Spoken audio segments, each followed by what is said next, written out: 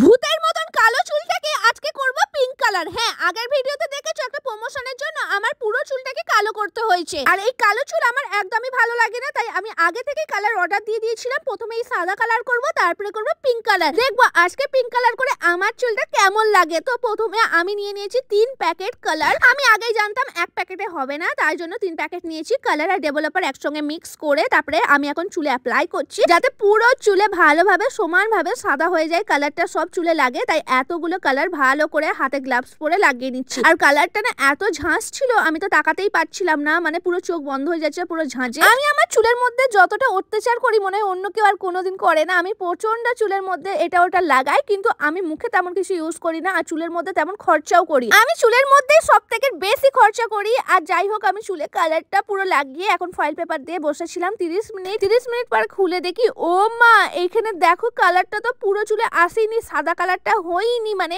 যেটা দেখানো হয়েছিল প্যাকেটে সেটা তো হয়নি। চুলটা তো একদম কালো আর এরকম হলুদ হলুদ হয়ে গেছে। দেখো এক জায়গায় কালার, এক জায়গায় কালার নাই। আর এই চুলে তো আমার পিঙ্ক কালার আসবেই না, মানে আমি যেটা চেয়েছিলাম সেটা তো হয়নি। আর তার উপরে দেখো কালো আর হলুদ হলুদ হয়ে গেছে চুল। আর এই প্যাকেটটার দাম নিয়েছিল আমার কাছে 220 টাকা, মানে 660 টাকা আমার বরবাদ হয়ে গেল। কোনো কালারই আসেনি, চুলের অবস্থা পুরো খারাপ হয়ে গেছে। এই দেখো।